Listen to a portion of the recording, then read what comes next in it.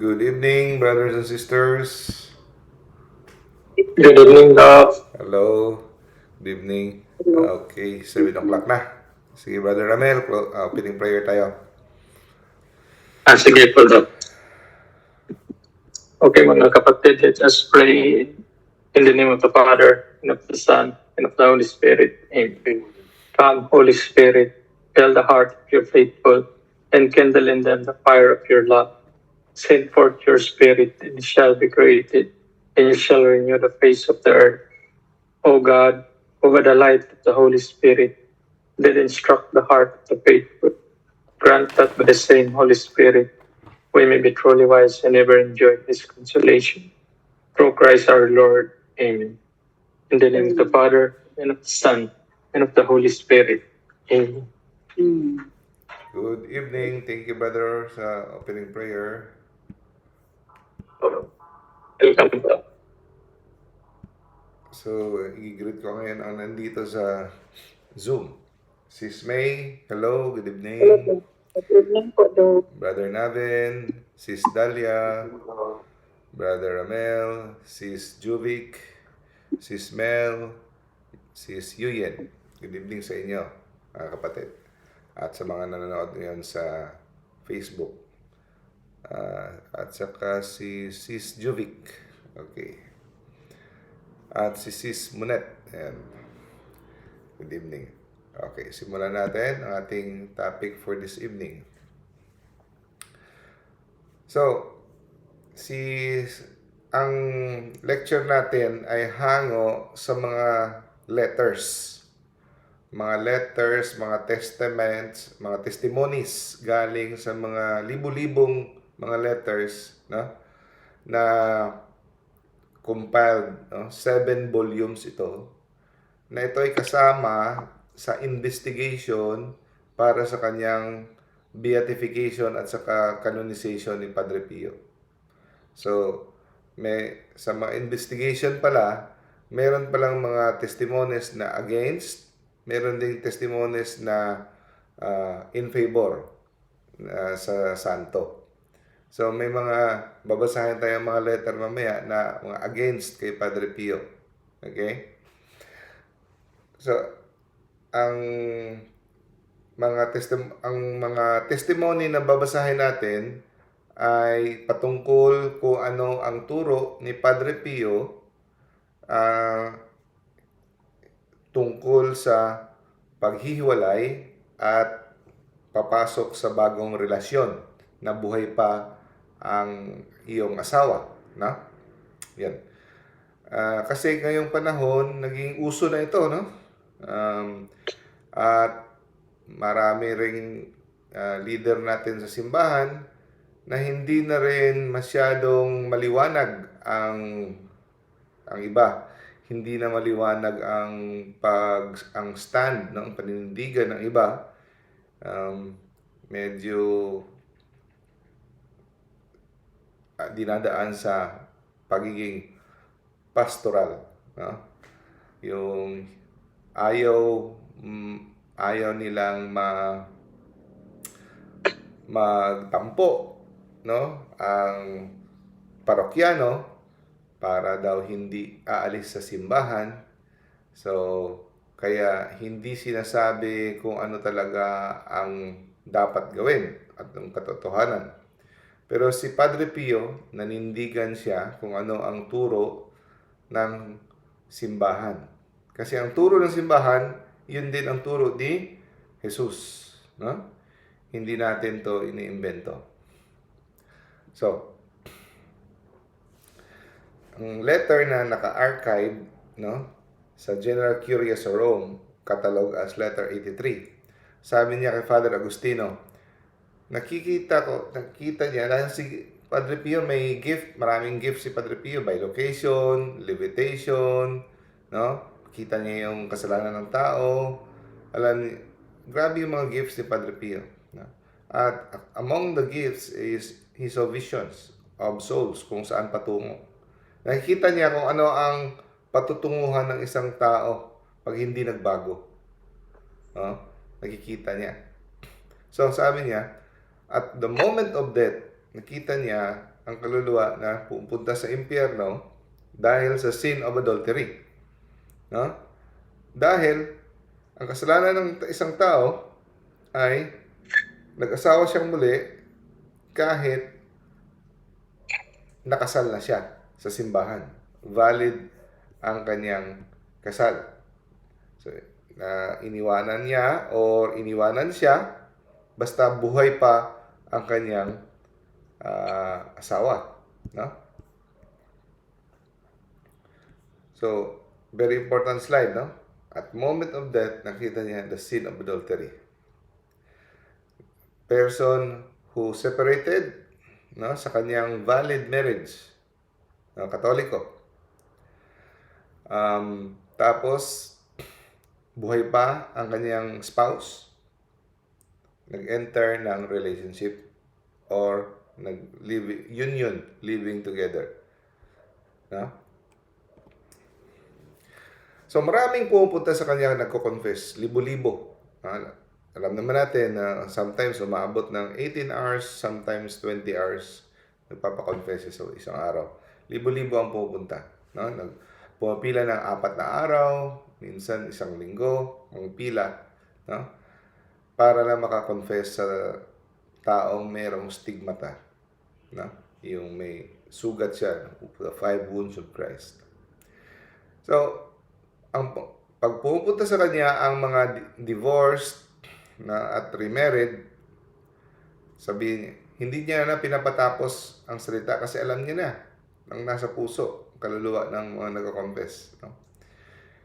Hindi niya na pinapatapos para hindi na tumagal kasi alam niyang tatanggihan niya ang pagbigay ng absolusyon.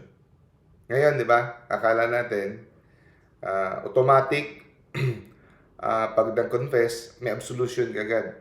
Pero sa totoo lang, ang confession, di ba sabi ni Jesus, the sins that you forgive, it will be forgiven. If you do not forgive the sins, no, it will not be forgiven in heaven. Di ba sabi ni Jesus nung ini-institute niya yung sacrament of confession, di ba, nung pagkabuhay niya, sabi niya, peace be with you. Di ba? Nung pagkabuhay niya, nag-appear siya sa room, na-lock ang doors, tapos bigla siyang lumitaw sa harap. Tapos sabi niya, peace be with you. As my Father sent me, now I sent you. And then He breathed on them. Yeah? Doon, in-institute niya ang sacrament of confession. He breathed on them and then received the Holy Spirit. Binigyan niya sila ng power to forgive sins.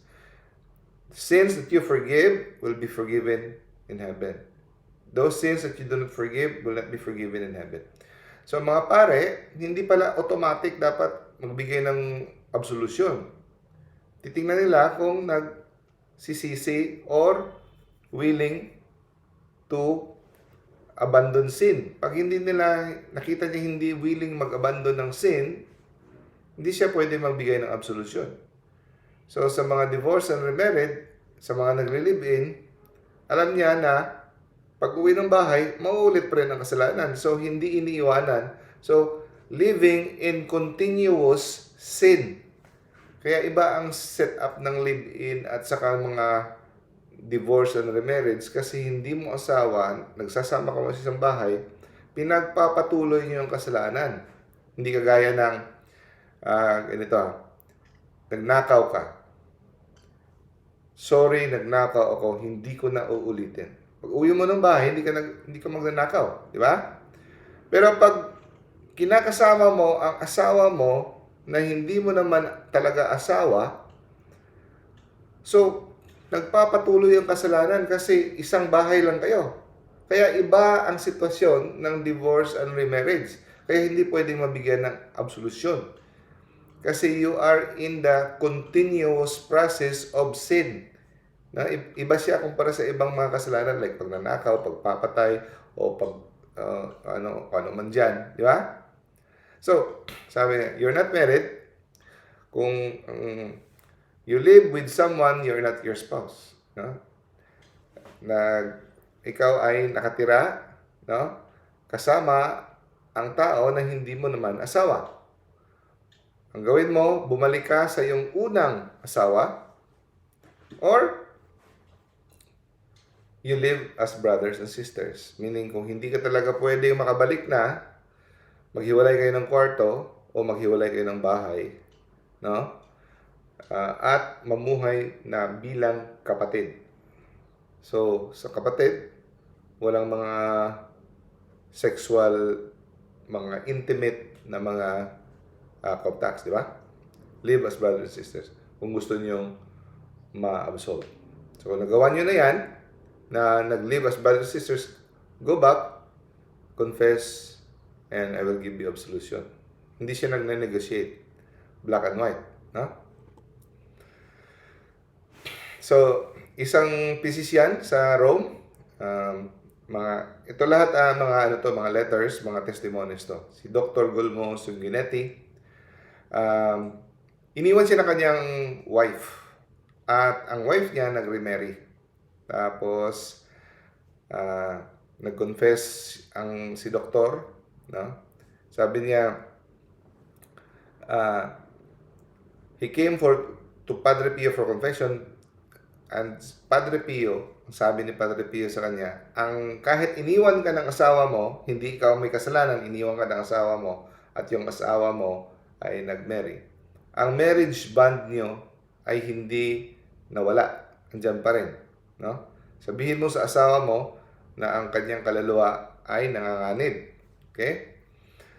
So, at ang matandaan ni Dr. Sanguinetti, ang sabi ni Padre Pio, what God has joined together, walang tao makakapaghiwalay. Kagaya ng sinabi ni Jesus, di ba? Ang sabi sa canon law, no, ay ang valid marriage, no, ng simbahan ay walang tao who is mayor makakapag-dissolve. Ang makakadissolve lang, ang makakaputo lang nito ay tanging kamatayan lamang. Okay? So, ang civil divorce, yung divorce sa civil, no? Actually, sa mata ng Diyos, walang bisa yan. Okay? Sa mata ng Diyos, ang marriage bond, yung ugnayan ng marriage ng pag-asawa, ay andyan pa rin. Hindi napuputol. Okay? So, pag pumasok sa isang relasyon, ang lalaki o ang babae, habang buhay pa ang kanilang asawa, automatic adultery. So, nakikita ni Padre Pio ang direksyon ng mga kaluluwa, ang kanilang patutunguhan, no?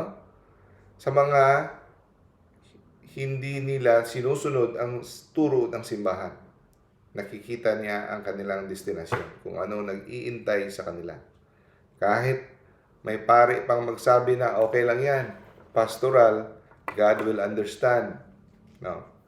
So, sino paniniwalaan natin? Yung mga paring hindi tapat sa kanilang tungkulin o si Padre Pio na binigyan ng maraming gift as a sign of sa kanyang holiness, no? At tapat sa kanyang tungkulin. So, may isang babae na nag-confess kay Padre Pio na nag-divorce at saka nag-remarry, no? Tiningnan siya ni Padre Pio at sinabihan, hindi ikaw kasal sa kinakasama mo ngayon. Kasal ka pa rin sa una mong asawa. Nabubuhay ka ngayon sa mortal na kasalanan. So, hindi naman siya tumanggi. Tinanong niya si Padre Pio kung pwede ba siyang magpatuloy makisama sa kanyang kinakasama ngayon bilang magkapatid. Kasi siguro ang sitwasyon nila hindi na talaga pwedeng magbalikan kasi may kanya-kanya na siguro mga anak, no? So, pwede bang magpatuloy akong magkasama bilang magkapatid? Hiwalay ng, di sinabi kung hiwalay sila ng bahay o hiwalay sila ng kwarto. Ang sabi ni Padre Pio, pwede basta iwasan ang lahat ng marital acts, no? At kung maaari, walang skandal na mangyari. Anong ibig sabihin ng skandal? Yung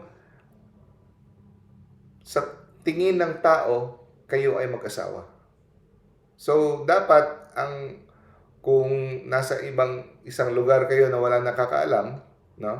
Ang masasabi ng tao ay hindi kayo mag-asawa. So, makikita nilang kayo ay nagsasama na hindi mag-asawa.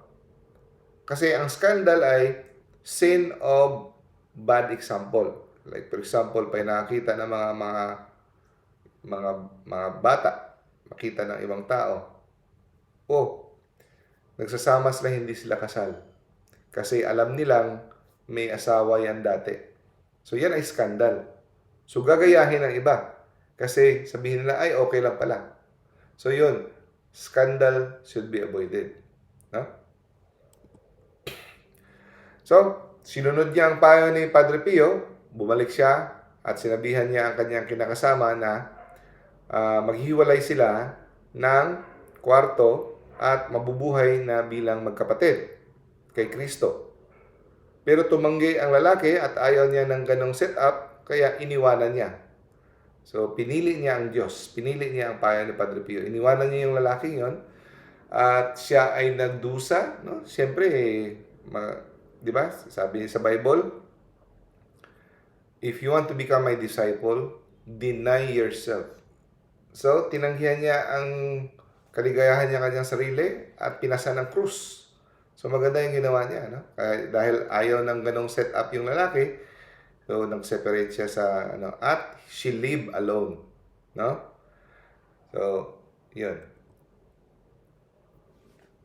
So, dito natin makita na ang posisyon ni Padre Pio ay absolute. Walang exception. No? Kahit ikaw ay nabando na, kahit kayo may anak na, hindi pa rin pwede. Kasi ang iba, kasi may anak na, kawawa, for the sake of mga kids. No?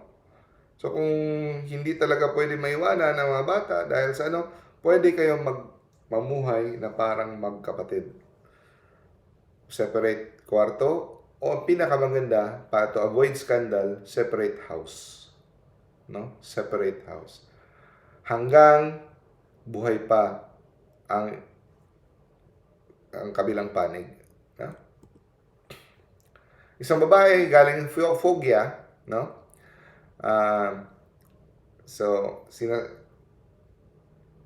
Hindi pinangalanan, ang label lang kanya as Witness 14 sa letter sa 1973, no? No.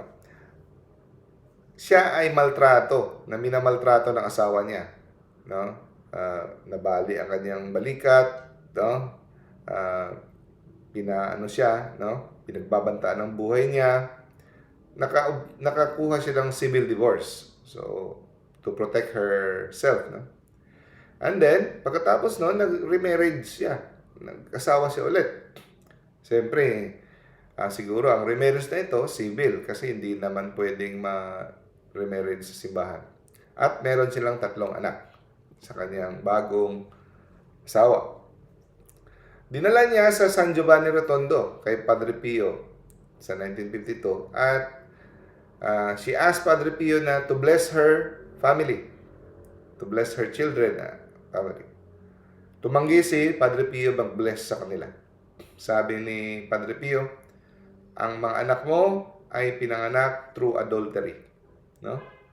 Sabi niya, iwanan mo ang pangalawang lalaki, bumalik ka sa una mong asawa, o mamuhay kang mag-isa. No? Celibate life. Siyempre, kasama ang kanyang anak. No? Sabi niya, imposible yan kasi pag bumalik ako sa una kong asawa, papatayin ako nun. Anong sagot ni Padre Pio? Sabi niya, ang iyong kaluluwa ay mas importante kumpara sa iyong buhay. No? So, umalis siyang umiiyak. No? So, according to testimony, siya ay nanatili, hindi niya iniwanan ang kanyang pangalawang pamilya. Nagpatuloy siya. So, dahil doon,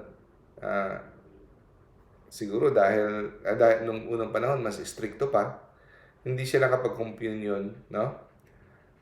Hindi siya nakapag-communion hanggang namatay si Padre Pio.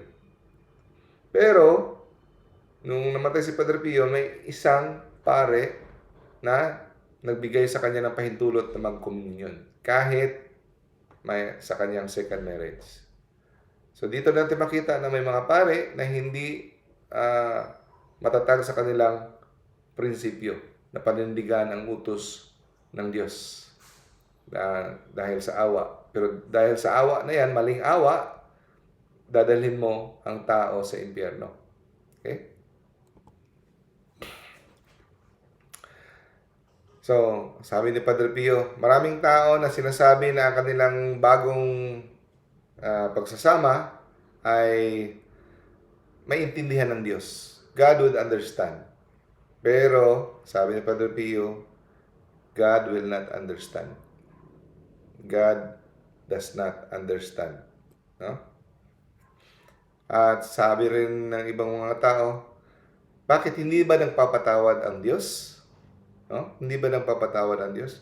Ang sagot ni Padre Pio, sinabi niya kay Father Alessio Parente, no? God forgives those who repent. Nagpapatawad lang ang Diyos sa mga nagsisisi. At ang pagsisisi ay pag-iiwan sa kasalanan. Iniiwan mo ang kasalanan. Kaya mahirap mapunta sa langit, mga kapatid. Ito lang yung guiding principle. Kung mahirapan kayo mag-memorize ng Bible verse, kahit isang Bible verse lang, makakasurvive na kayo nito. Ito yung pinaka-favorite ko. If you want to become a disciple, deny yourself, take up your cross, and follow me. Yan ang pinaka-guiding principle ko. Deny yourself, no? Take up your cross and follow me. So, maraming disadvantage, di ba? So, wala ka ng pag iniwan mo yung kalibin mo, pag iniwan mo yung hindi mo kasal, hindi mo yung kasal simbahan, malulungkot ka, hindi ka mag-enjoy sa buhay, wala kang enjoyment. Pero ang nakasalalay dito ang kaligtasan, di ba? Deny yourself. Deny your happiness for the sake of Jesus, di ba? Sabi ni Padre Pio sa kanya, kung magpapatuloy ka sa second marriage mo, you will be in the state of continuous sin. No? Masasadlak ka sa sitwasyon na kasalanang nagpapatuloy. Kada araw, bagong kasalanang adultery. So, hindi ka naman pwede mag-confess ngayon, tapos bukas babalik ka naman sa adultery bed. No? So, hindi yan repentance. Yan ay pangungutya. Hindi yan pagsisisi, pangungutya sa Diyos yan. Okay? Now, may isang babae na nag-civil divorce, 1944, at pagka next year, nag-remarried. No? Meron siya dalawang anak. Nag-travel siya ng 800 kilometers para pupunta sa San Giovanni Rotondo. No? Nag-intay ng 4 na araw sa confession. Pagpasok niya sa confession, ang sabi ni Padre Pio, buhay pa ang iyong unang asawa. Alam na kaagad ni Padre Pio, no? He has a gift, no? Hindi ka malayang mag-asawa ulit, no? Ikaw ay nakatira, no? Ikaw ay nakikisama ngayon sa taong hindi mo asawa. At ang iyong mga anak ay ipinanganak sa labas ng valid marriage. Maghiwalay kayo o magsamang bilang magkapatid. Yun ang sabi ni Padre Pio. So, reklamo ang babae. Sabi niya, iniwanan kami ng asawa ko sa una. Hindi man ako may kasalanan. No? Hindi na siya babalik. Sabi ni Padre Pio, ang kasalanan ng iyong unang asawa ay hindi nakakaputol ng iyong ugnayan. Sin does not erase. Hindi niya makayang burahin, no? Ang ugnayan ng iyong kasal. You are married to him until one of you dies. Sa ayaw mo sa gusto, ikaw ay asawa niya hanggat isa sa inyo ay namatay. So, paano na ngayon mga anak ko? Sabi ni Padre Pio, palakihin mo sila sa pananampalataya. Turuan mo sila sa katotohanan, pero huwag kang magtanggap ng komunyon hanggat ikaw ay nakikisama sa taong yan. No? So, isang ano naman, no? Isang testimony naman, Witness 29, 1976. Isang tao galing Milan, no? He remarried after his wife left him. Iniwanan siya ng kanyang wife. No? So, hindi siya binigyan ng absolution. Nag-confess siya kasi alam niya, nag-remarried siya. Meron siyang kinakasamang bago. Tapos, pinayuhan siya na hiwalayan ang kanyang, kung gusto niyang maligtas, hiwalan niya ang pangalawa niyang asawa. So, yung kapatid ng lalaki na nagdala sa kanya kay Padre Pio, no, galit na galit. No? Kasi sinunod ng kanyang kapatid ang payo ni Padre Pio na iwanan. Sabi ng kapatid, no, sinira mo ang last chance ng kapatid ko na maging happy. Nakikita niya ang kapatid niya, happy siya sa pangalawang asawa niya. Tapos sinira mo ang kanyang happiness. No? So, nag-decide yung lalaki, no? Yung kapatid, na iwanan talaga. No? So, he lived alone. Nung nag-decide niya na he lived alone, no? Hindi na siya sumasama dun sa babae, doon nakatanggap na siya ng communion. No? Before Padre Pio's death. Pero yung kapatid na nagdala sa kanya, yung galit na galit, nagsulat siya sa Vatican at nagreklamo siya. Yung kasama yon sa mga sulat na against kay Padre Pio para sa kanyang canonization. Sabi niya, si Padre Pio ay isang cruel, rigorous, who inflicted unnecessary suffering to my brother. No? Opposition file ito. Now, ang isang babae naman, umalis ang kanyang asawa 1938. No? Pagka 1941, nag-asawa siya ulit. 2 anak. No? And then, in 1953, she separated from the second man. Iniwanan niya yung pangalawang asawa niya matapos siyang pinayuhan ni Padre Pio.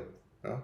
So, ang nangyari, namuhay siya, kasama ang kanyang anak, na hindi kasama ang second husband. So, sinunod niya ang payo. At sinulatan siya ni Padre Pio. Nung nalaman ni Padre Pio na ginawa niya, pinalaki niya ang sarili, ang kanyang mga anak, na wala yung pangalawang asawa, ang sulat ni Padre Pio sa kanya, you have saved your soul. No? Niligtas mo ang iyong iyong kaluluwa. Nakita ko na ikaw ay nakakadena, ngayon ikaw ay malaya. No? Ikaw malaya na sa kadena. Kung hindi mo hiniwalayin yung taong yon, you will die in mortal sin and fall to hell. Kita ni Padre Pio. So, in-encourage niya. At ito, napakagandang slide. Huwag niyong kalimutan to sa lahat ng slide. Ito yung pinakamaganda. Message si Padre Pio. Now, you will suffer in this life. Totoo, magsasuffer siya. Wala siyang katuwang, siya lang mag-isa magtataguyod sa kanyang hindi natin alam kung nagsuporta ba yung lalaki. Wala siyang kausap, wala siyang kalampungan, di ba? Now, you will suffer in this life, no? Magdurusa ka sa buhay na ito. Ngunit, makikita mo ang Diyos. Di ba? Ganda, di ba? Totoo. Hindi natin matatanggi. Magsasakripisyo ka talaga. Pero, ang kapalit nun, balang araw, makikita mo ang Diyos. So, ito yung naka-file to ng mga letter. Okay? Si Father Alessio Parente, no? Sabi niya, sa estimate niya sa kanyang interview, siguro ang mga kaso about mga pag-advise sa mga divorce and remarriage, 2 to 3 cases per 40 per week. 2 to 3 cases per week, mga ganong advice. So for 40 years, siguro mga 4,000 to 6,000 cases over his active ministry. No? At alam nyo, sa mga pinayuhan niya maghiwalay o mamuhay bilang magkapatid, karamihan hindi sumusunod. Okay? Karamihan hindi sumusunod sa kanyang payo. So siguro sa mga 10, isa lang ang sumusunod. So totoo talaga ang sinasabi ni Jesus, di ba?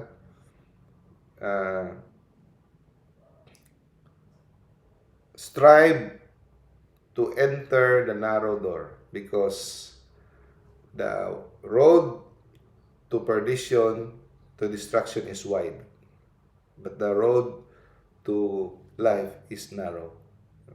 Mas marami ang hindi maliligtas dahil mas pinipili nila ang kanilang sarili. Kasi mas madaling piliin ang sarili, di ba? Isang farmer sa Saranola, no, nag-confess, nag-confess siya at tinigil, no, in-interrupt siya ni Padre Pio. Inunahan na siya. Ikaw ay nakikisama sa babaeng hindi mo asawa. Nagsinungaling pa yung tao. Hindi totoo. No?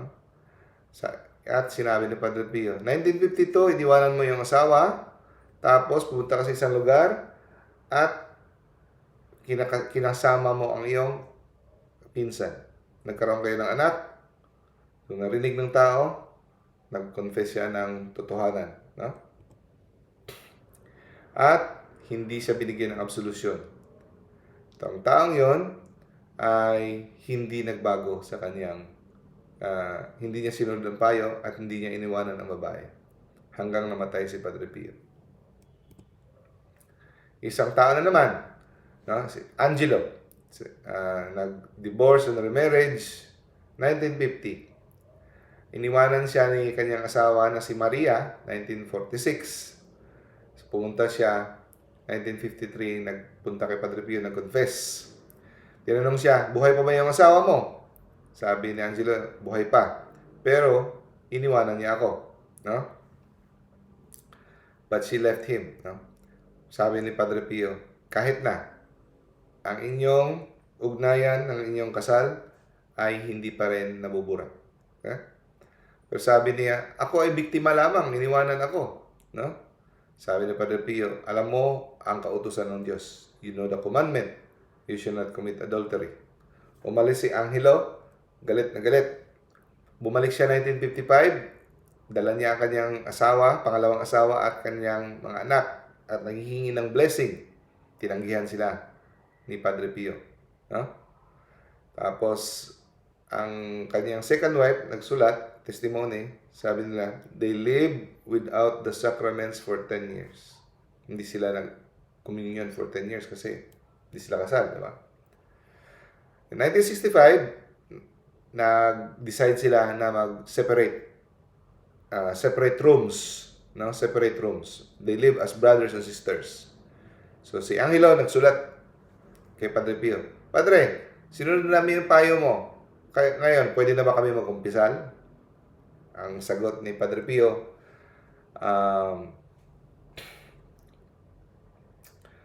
sacramental marriage creates a bond lasting until death. No? Not until happiness. So, ang sabi ni Padre Pio, ngayon, pwede na kayo magkumpisal. So, kasi useless ang pagpisal pag hindi pa kayo naghihiwalay. Kasi balik-balik. No? So, sumagot si Padre Pio, ngayon, pwede na kayong pumarito at magkumpisal. Okay? So, ang sacramental marriage sa simbahan, no? Ang bond na yan, yung pang tali na nag-uugnay sa inyo, hanggang kamatayan yan. Yun lang makakaputol. No? Sabi sa canon law, a valid marriage between baptized person is indissoluble by any human power. Kahit Santo Papa pa, Kahit sinong kardinal, kahit sinong obispo, kahit sinong pare, wala makakaputol yan. Okay? Pag ito ay valid. Okay? Pag ito ay valid. Pag tinanong nyo, paano yung annulment? I-explain ko ulit na lecture ko na yan dati. Meron tayong lecture about kung anong kaibahan ng divorce, annulment, legal separation. Bibigay ko yung link para baka nakalimutan. Yung annulment, iniimbestiga ng simbahan kung valid ba ang marriage. Yung pinasok nilang marriage nung kinasal sila, valid ba? Kasi kung may mga butas at hindi pasok sa requirement, sabihin nila, ay, yung kasal nyo pala, hindi pala valid yun. So, hindi pala talaga kayo totoong kasal. Yun ang annulment. Hindi yun Catholic divorce, akala nila Catholic divorce ang annulment. No, ang annulment, tinitingnan naman nila kung yung marriage nyo, nung kinasal kayo, valid o hindi. Pero pag na-discover na valid yon, ay wala talaga makakapagputol nun. Kahit simbahan, di pwede mong sabi na hindi na kayo kasal, hindi na kayo asawa. Okay? So, ang magagawa lang ng divorce, civil divorce, ay mag-divide ang property. Yun, pwedeng gawin yan. Pero hindi kayang putulin ang marriage bond ng divorce. No? Sa mata ng Diyos, kayo ay nanatiling kasal sa isa't isa. Sabi sa Matthew chapter 19 verse 9, I say unto you, kung sino man ang iiwan ng kanyang asawa, no?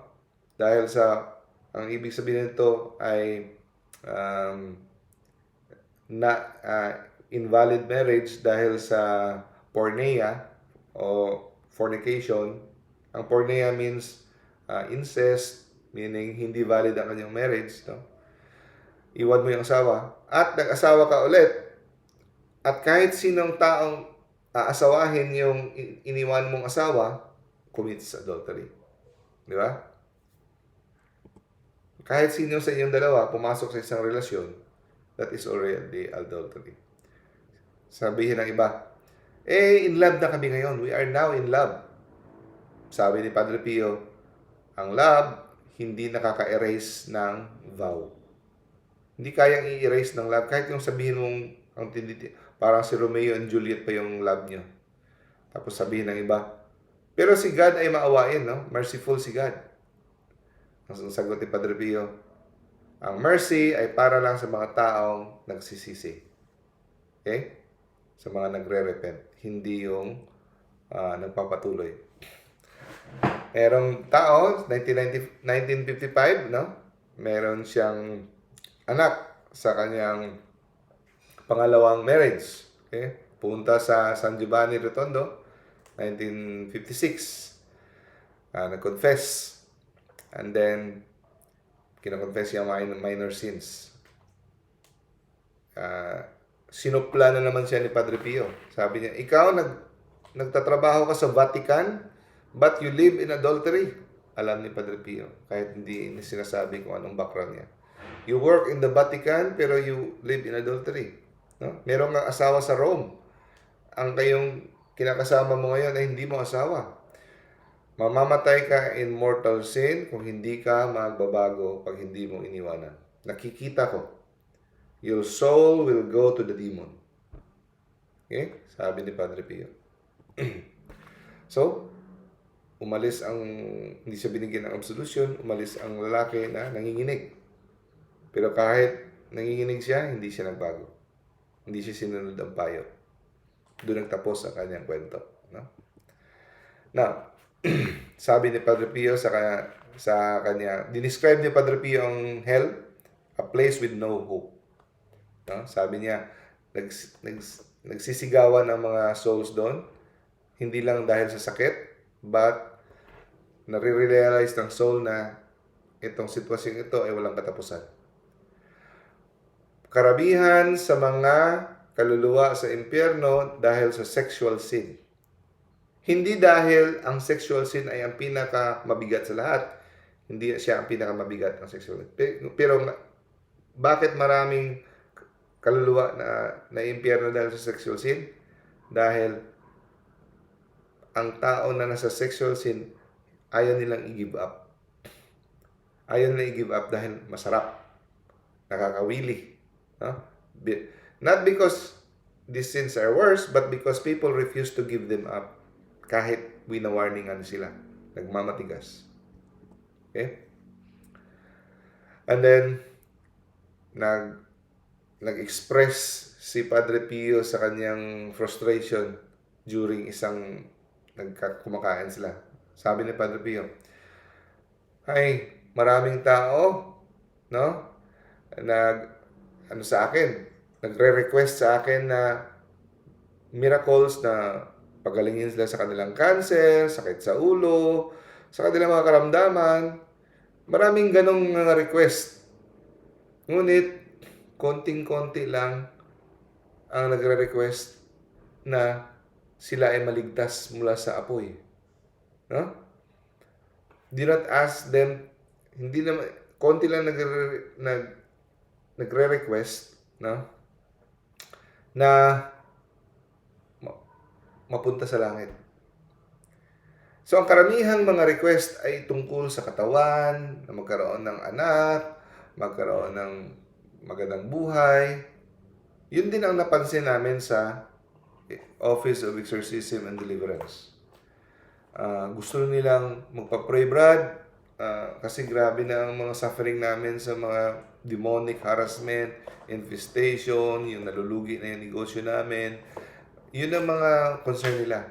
Pero pag sinabihan mo na tigilan mo, magpakasal na kayo, ang pagli-live-in, tigilan mo na itong mga ganitong kasalanan, ayaw nila mag-cooperate. Ang gusto na nila, mawala yung mga hassle sa buhay.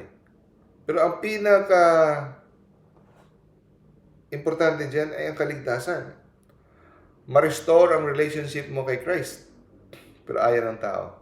Kaya sabi ni Padre Pio, ano ba itong mga taong to? Gusto nila gumaling sa cancer, gumaling yung mga katawan nila. Pero, aanihin mo yung healthy body pero nasa impyerno ka. No?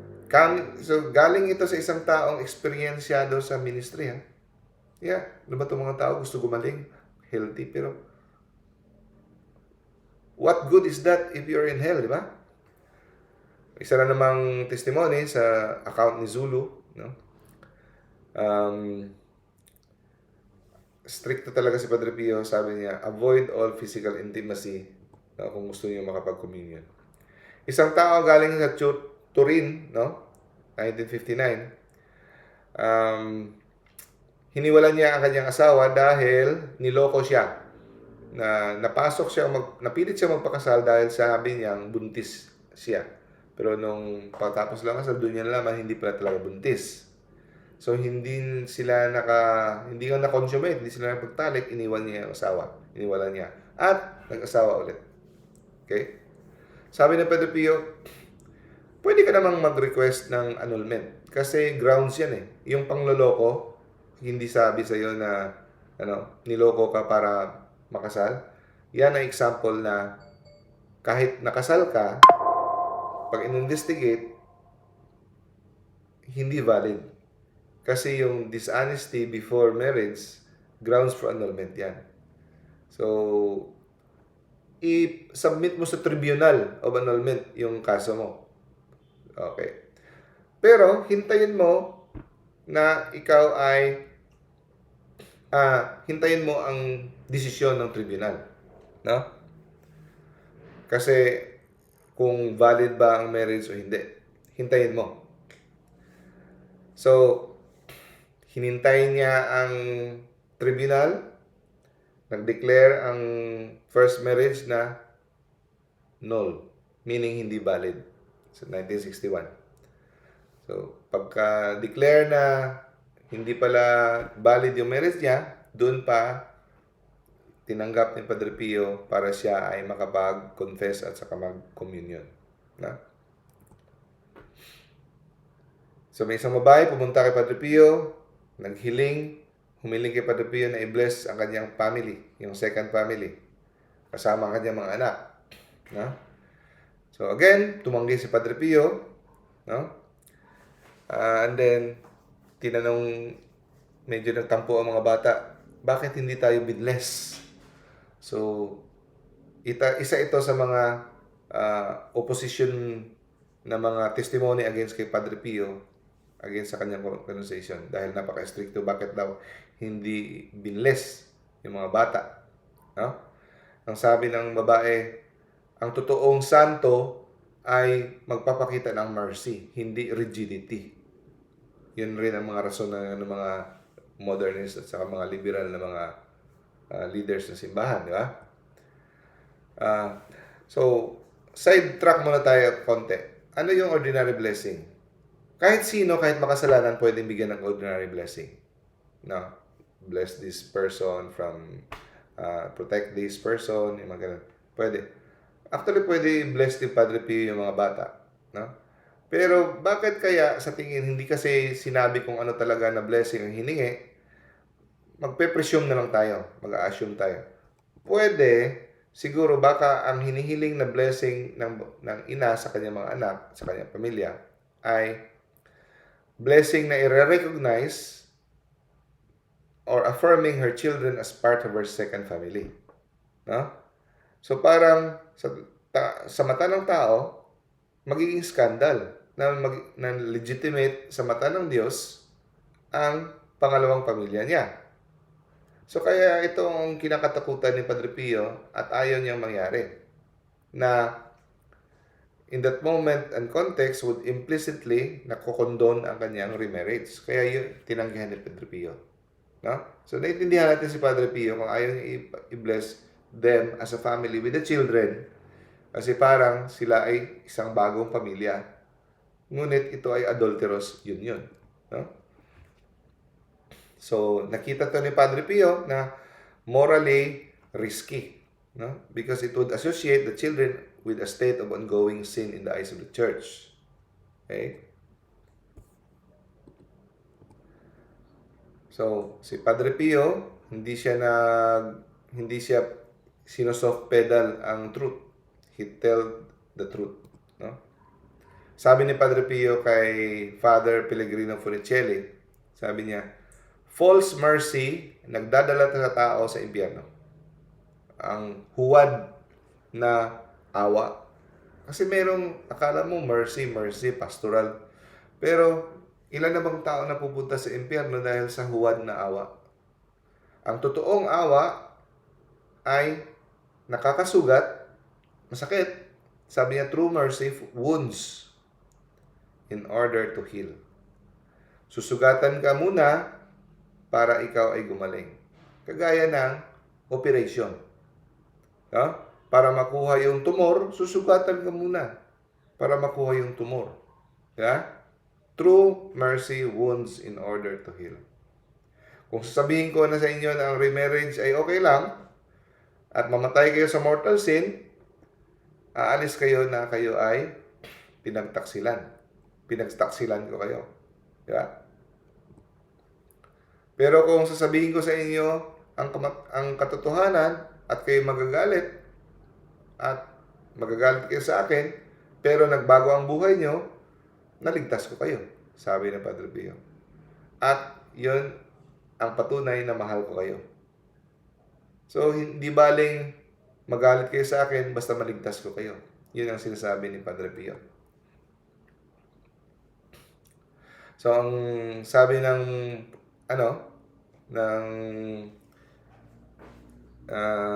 investigating bodies, Padre Pio's stance flowed from his desire to save souls.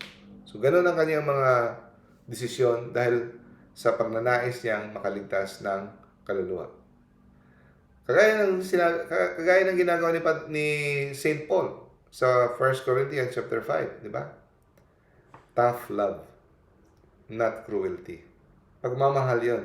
Pero naninindigan na pagmamahal. Tough love. Hindi yung bini-baby-baby. So, isa na naman, Witness 88, no? Nanatili siya sa kanyang pangalawang asawa hanggang namatay ang kanyang pangalawang asawa 1974. So, meaning, Dahil pinanindigan niyang magsama sa kanyang second husband, nabuhay ang asawa niya, 22 years siyang walang komunyon. No?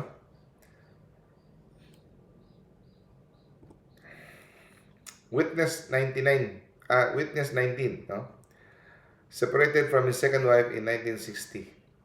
So he lived celibate for 35 years until his death in 1995. So, iniwanan niya talaga ang kanyang second wife. Sinunod niya ang payo ni Padre Pio, 1960.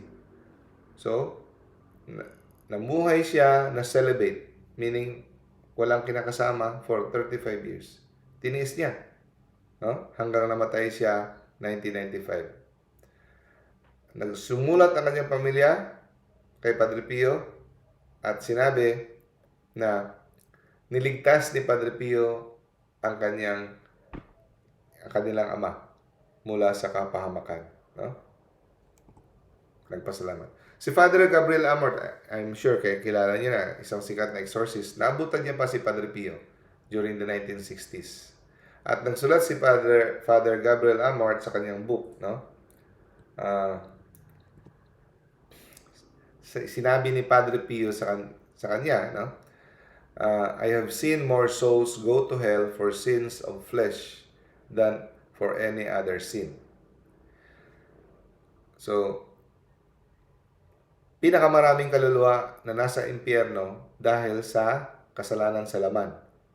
Hindi dahil ito ang obsessed si God about sex, no? Ngunit ang tao ay obsessed sa sex. Hindi obsessed ang Diyos sa sex. Ang tao ang obsessed sa sex, no? Handa nilang iwanan ang kanilang pamilya, handa nilang iwanan ang kanilang anak, ang kanilang pananampalataya, ang Diyos, ang kanilang kaligtasan, handa sila talagang iwanan para lang mapawi ang kanilang uhaw sa kanilang laman. Ganon katindi, no? Ang hatak ng laman. Tinatawag daw nila na love, pero actually lust, no? At nabubulag sila sa katotohanan. At pag sila'y namatay na,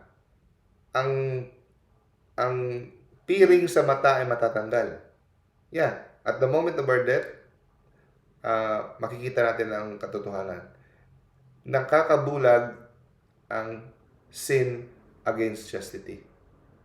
So, tingnan niyo yung mga taong lubog sa immorality, lalo na yung mga leaders sa simbahan, mga pare, mga gano'n na may mga sex scandals na hindi nila inawanan. Tingnan niyo yung mga homily nila. Tingnan mo yung mga desisyon nila sa kanilang parokya. Hindi ka makakapaniwala. Grabe na talaga wala na talagang direksyon yung mga desisyon nila. Kasi bulag. Nakakabulag talaga. Ang pangit na ng mga desisyon ng mga taong sexual immoral, no? Yung may mga secret sin against chastity, nakakabulag. Pero at the moment of death, pag nag-separate na ang katawan sa kaluluwa, matatanggal yung piring. Ngunit, huli na ang lahat. No? It's too late. May isang testimony, describes how his sister left her second husband. No?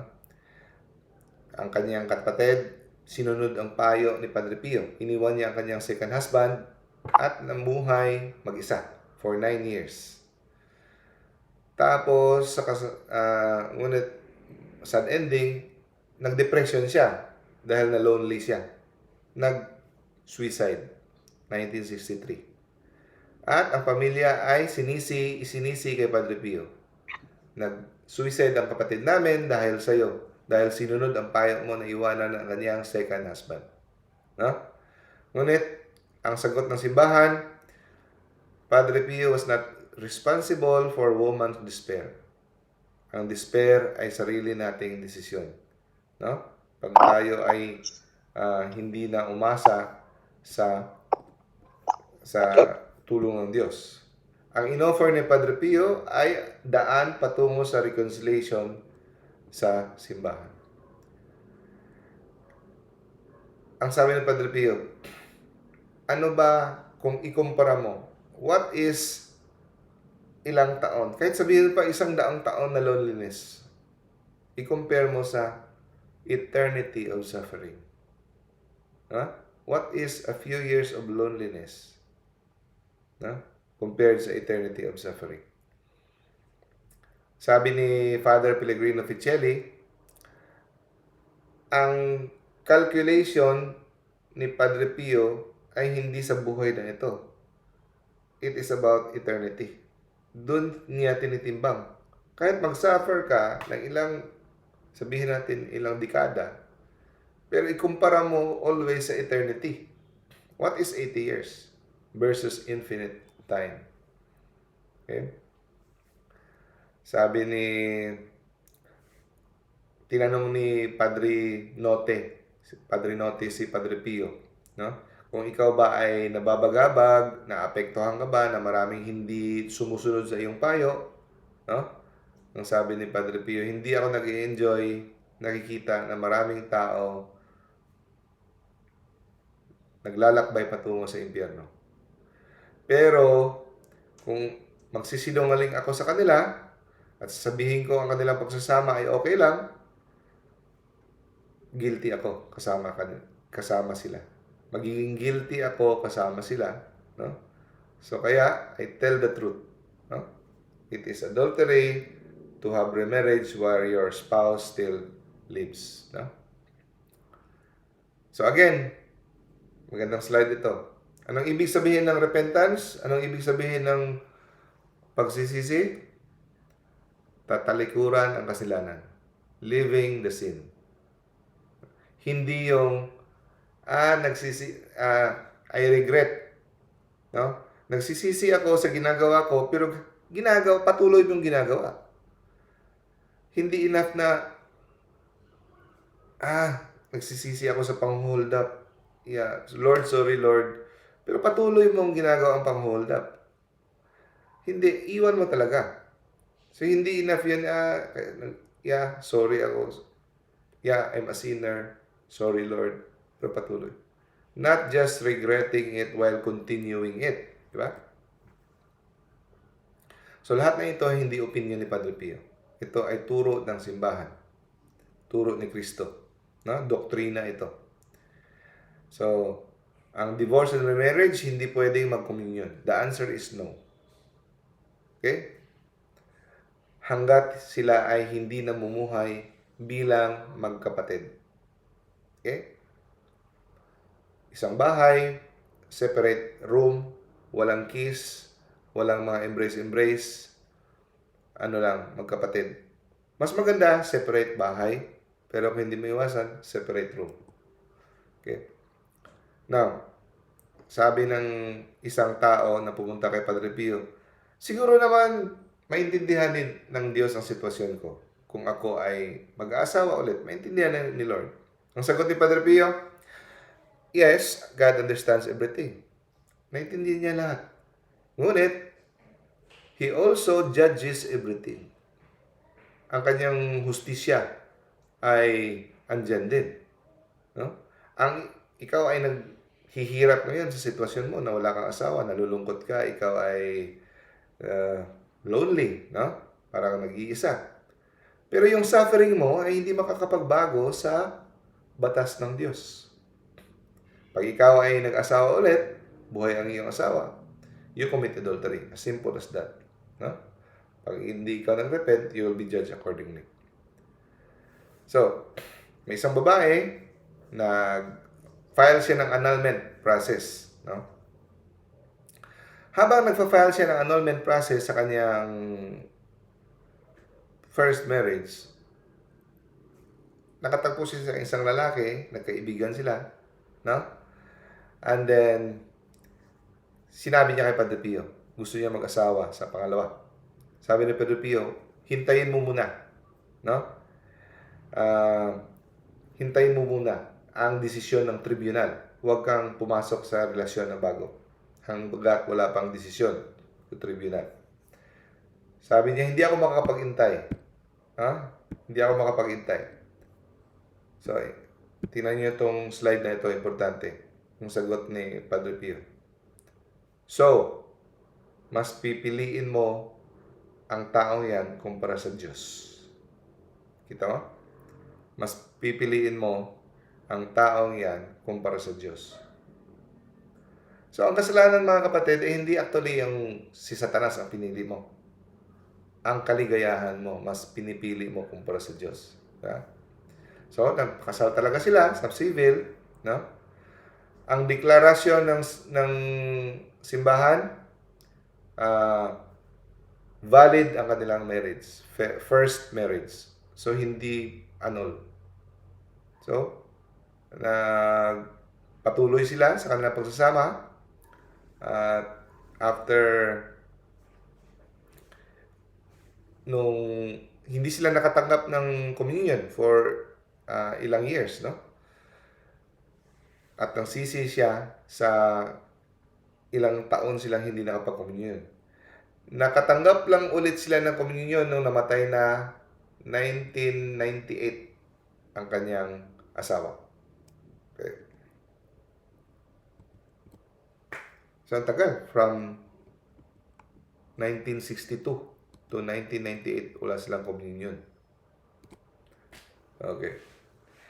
Sabi ni Padre Pio, ako ay isang messenger lamang. Mensahero.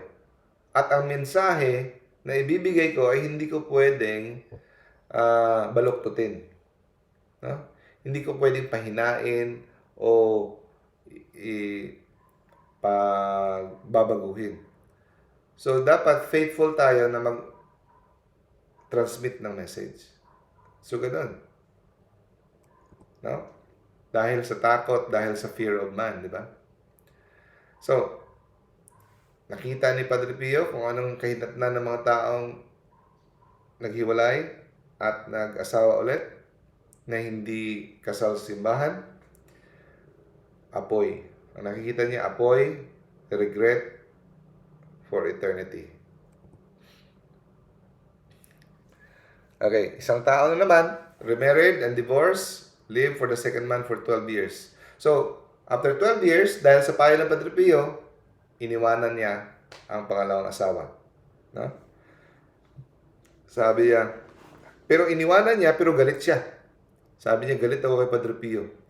Sa una, akala ko, walang puso ito si Padre Pio.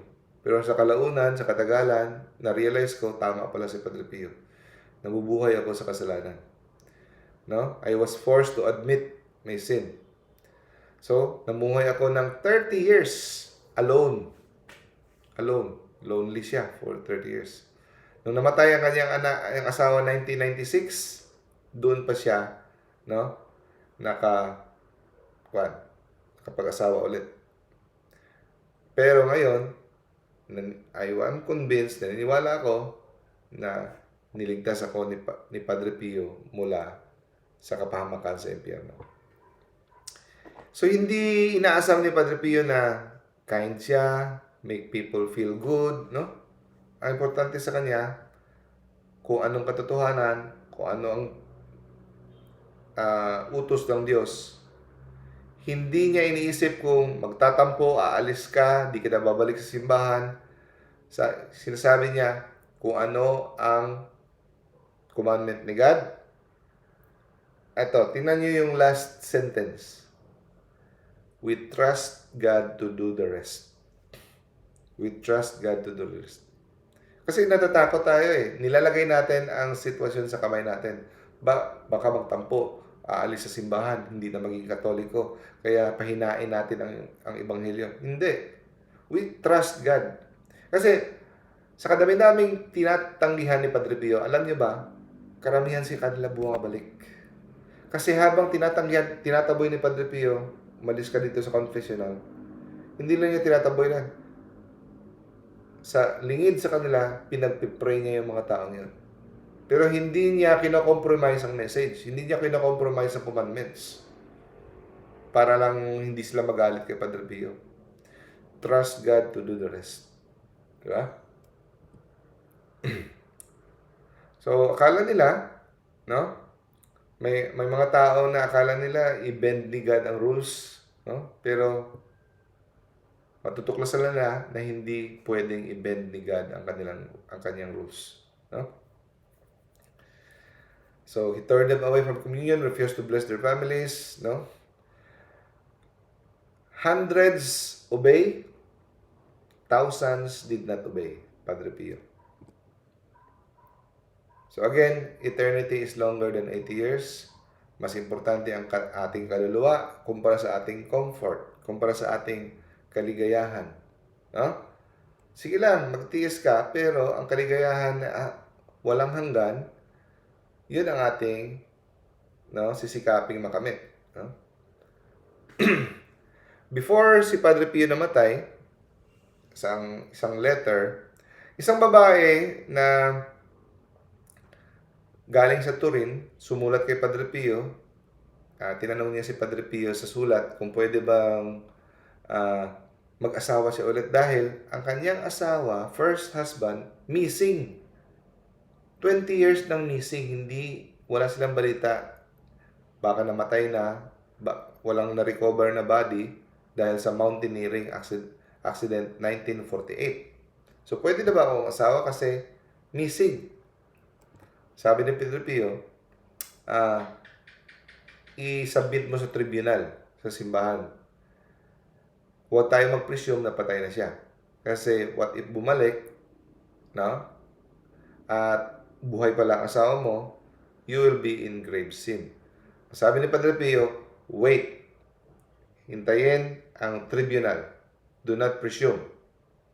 Kahit 20 years na walang balita, missing. Sabi ng babae, pero 58 years old na ako, Father. At ang lalaking gusto kong pakasalan ngayon, 63 years old. Hanggang kailan kami maghihintay? Baka mamatay na kami niyan. Hindi sumagot sa Padre Pio.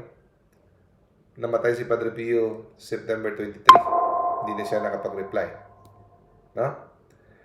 So, no reply. Pero ang sabi ni Father Eliseo, kahit naka-reply pa si Padre Pio, alam niya ang isasagot ni Padre Pio ay maghintay ka kahit hanggang kamatayan. Yan, hintayin natin ang simbahan. Hintayin natin ang sagot ng simbahan. Kahit, ibig sabihin, ano ngayon kung mamatay ka sa pag-aantay? Ang importante, sinunod natin ang kalooban ng Diyos. Hindi yung ating kaligayahan. Ano naman kung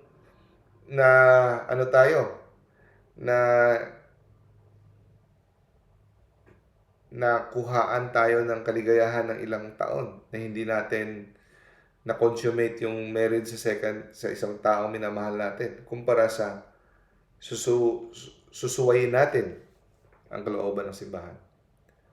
No? Wait until you die if necessary.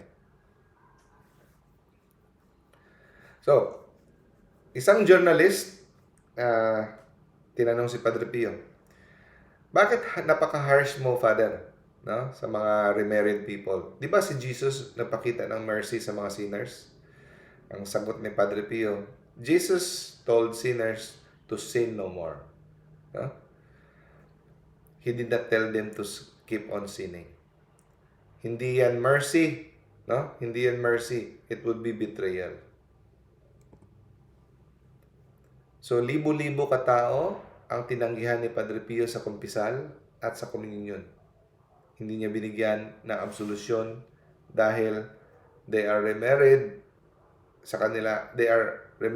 habang buhay ang kanilang unang asawa. No? So, before namatay si Padre Pio, ito na yung last na testimony. Ang isang tao ay divorced and remarried for 30 years. 30 years na nagsasama sa kanyang pangalawang asawa. Tapos, namatay in 1967. Sabi niya, sa wakas, namatay na ang una kong asawa. Ngayon, Padre, pwede na ba akong mag-asawa? Pwede na ba akong mag-communion? sa second marriage ko?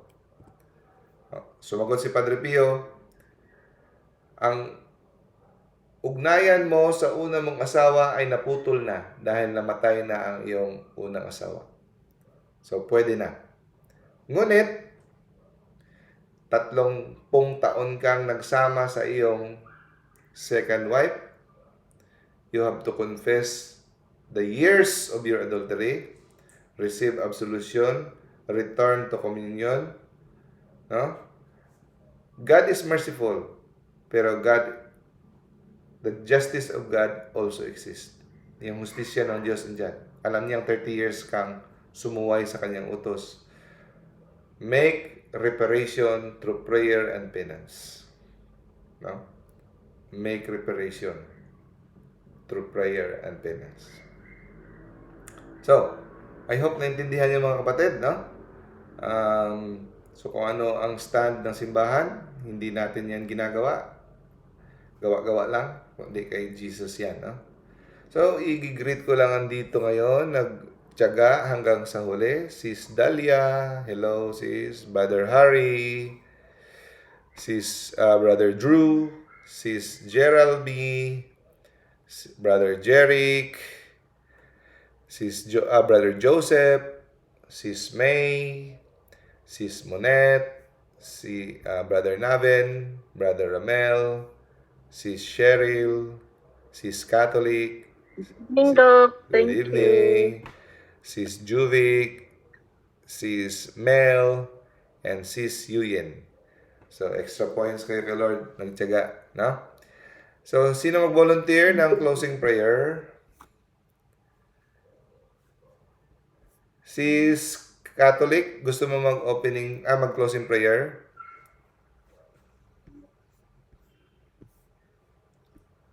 Hello. Doc, naman ko rin pangutana. Naipangutana? Ano sa chat? Naipangutana Nasa sa chat. chat. Bito na ako. Chat. Nasa naman itong chat. Chat. Thank you, Doc. May nakita na ako. May isa pa. Sis Catholic. Good evening, Doc. Pero kanang mga bata nga blessingan sa pare, inig last part sa misa, Doc. Okay na siya? Doc, nga ila parents nga di kasal, pwede na patuon, Doc. Yeah. General blessing na sa mga bata, no? Wala man kabalo kung unsay background ana, pwede na siya, no? So, katong gi-refuse o yung tinanggihan, yung Bisaya naman ko. Yung tinanggihan ni Padre Pio, malamang yun ay blessing na kasama ang parents, na parang isa silang pamilya. Yun sa tingin ko ang tinanggihan ni Padre Pio, na baka magmumukha na sumasang-ayon ang simbahan sa kanilang pagsasama, na parang silang isang pamilya, na hindi naman ito nakatanggap ng liturgical, sacramental blessing. Pero yung sa after Mass na general blessing sa mga bata, hindi naman alam yung background, so pwede lang yun. Pero sa pagkakaalam ko, hindi part ng liturgy, no? Correct me if I'm wrong, pero as of the moment, sa research, hindi part ng liturgy ang magtatawag ng mga bata o sino may birthday ngayon o sino dito be-bless, no? Yan siguro ay pastoral na innovation ng mga pare, pero sa original part ng liturgy, hindi yan kasama. Okay. Sige. Thank you po, Doc. Doc, wala ako mic. Okay. Doc, ask ako, yung pag-skip ko sa lunch din, offer for the reparation of our sins. Tama ba yon? Okay lang ba? Din nag-pray na lang ako. Yes. Okay. So, lahat ng mga pagtitiis mo, na nag-skip ka ng lunch for the reparation of sins, okay na okay. So, na ino-offer mo kasama sa in union with the suffering of Christ. Ako ngayon, yung mga suffering ko ngayon, especially, ino-offer ko sa mga taong naghihirap ngayon sa Iran. Kawawa na sa rinig ko mga 20,000 ang pinapatay ng mga tao sa Iran ngayon. So yung prayer ko na may isang mabawasan ang namamatay na hindi pinapatay. Yun. So kahit anong ginagawa natin, yung nagtatayo tayo ng matagal, offer mo. No? Okay, lahat, kahit ano pa, pwede mong i-offer. Basta hindi lang kasalanan. Okay. Pwede ba mag-cooperate sa blessing? Yung blessings na yung tinatawag. Ako, may mga pare na sinasabi na raise your right hand for blessing. Ako hindi ako nagre-raise. Yung mga tao nag-raise, ako hindi ako nag-raise kasi ang pagkakaalam ko, may isang pare din na nagsabi sa akin at sa research, only the ordained minister can bless. So tayo mga lay, hindi tayo pwede mag-raise ng hand para mag-bless. So hindi ako So, palakpakan natin ang choir, hindi na ako nagpapalakpak. Palakpakan natin, hindi na ako. Kasi, pero kung minsan, let us clap for Santo Niño, clap for the Lord, papalakpak ako. Let us clap for the Lord, yung mga ganun, mga fiesta, mga ganun. Pero, pag palakpakan natin si Father, hindi ako nagpapalakpak. Palakpakan natin si hindi ako. Kasi, the Mass is the sacrifice of Christ na Calvary. Hindi para sa mga taong, hindi yan program eh. Hindi kasi yan program. Okay? Okay. Sige. So, hindi kayo mag-closing prayer. Ako mag-volunteer sa inyo. Sis Del, ikaw naman sis Del. May mic ka sis Del. Ako pa. Oh. In the name of the Father, the Son, the Holy Spirit. Amen. Our Father, who art in heaven, hallowed be thy name. Thy kingdom come, thy will be done on earth as in heaven. Give us this day our daily bread, and forgive us our trespasses, as we forgive those who trespass against us. Do not bring us to the test, but deliver us from evil. Amen. Hail Mary, full of grace, the Lord is with you. Blessed are you among women, and blessed is the fruit of thy womb, Jesus. Holy Mary, Mother of God, pray for us sinners, now at the hour of our death. Amen. Glory be to the Father, and to the Son, and to the Holy Spirit, as it was in the beginning, is now, and ever shall be, world without end. Amen. In the name of the Father, the Son, the Holy Spirit. Amen. Thank you, sis Del. Thank you, Doc. Thank you, brothers and sisters. Thank you. Bye-bye. Bye-bye. God bless everyone. Bye-bye. Thank you, Doc. Thank you sa report. Salamat Thank you po, po. Dok. Thank you. Good night po sa lahat. Salamat po.